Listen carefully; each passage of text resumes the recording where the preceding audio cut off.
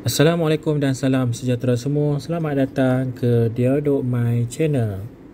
Dalam video ini saya akan tunjukkan kepada anda semua cara pasang tali keychain.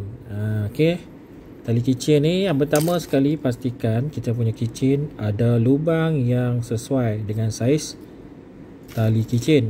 Jadi kat sini kita ada contoh, ini saya punya keychain. Kemudian dia punya rantai ataupun tali dia. Okey, kemudian dia ada rantai pemegang kecil ni. Yang ni akan kita masukkan ke dalam lubang keychain. Kemudian baru kita pasang ke rantai dia. Jadi saya akan pakai tools. Tools ni untuk ketatkan rantai keychain. Yang mana kat sini saya guna plier muncung tirus. Okey, kalau tengok ni jenama apa? Remax. Okey. Plier muncung tirus ni boleh kerat kata dia, ataupun kita boleh guna untuk ketatkan, ataupun kita boleh rapatkan tali keychain lah. Jadi nak pasang mudah saja. Mana keychain dia? Okey ni ya. Kita masukkan dulu ring yang kecil ni ke dalam lubang.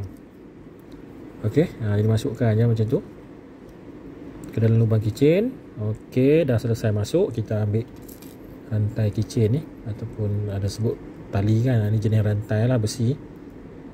Kemudian kita masukkan ke dalam ring yang kecil tu. Alright, lepas tu kita bagi ada ruang supaya kita mudah untuk ketatkan menggunakan plier muncung tirus. Okey, so kat sini dah nampak lah, yang ni bahagian depan, ni bahagian belakang. Kita letak bagi kedua-dua bahagian tu dapat dipegang oleh plier muncung tirus ni. Jadi kita letak kat situ, kemudian kita tekan saja. Tekan sampai dia rapat. Alright, macam ni masuk ke dalam sikit. Macam tu. Okey, selesai. Okey, selesai. Jadi macam tu je. Nak pasang keychain mudah sahaja. Contoh dalam video ni saya guna rantai keychain lah. Kat sini kalau anda tengok, ini adalah keychain bagi Kolej Komuniti Bandar Darul Aman, yang mana Kolej Komuniti Bandar Darul Aman menawarkan program-program yang menarik. Salah satunya CJ Teknologi Maklumat. Kemudian selain pada teknologi maklumat, KKBDA ataupun Kolej Komuniti Bandar Darul Aman juga menawarkan CJ Teknologi Automotif. Yang ni CJ Teknologi Seni Bina Architecture. Okey, ini CJ Teknologi Automotif dan juga Diploma Commercial Vehicle, dan satu lagi iaitu CJ Teknologi Elektrik. Jadi keychain ada banyak lah.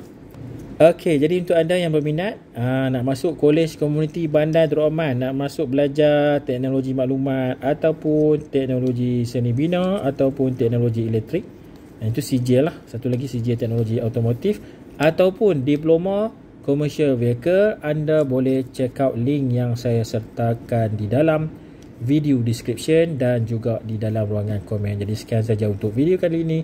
Terima kasih semua kerana menonton. Assalamualaikum. Bye bye.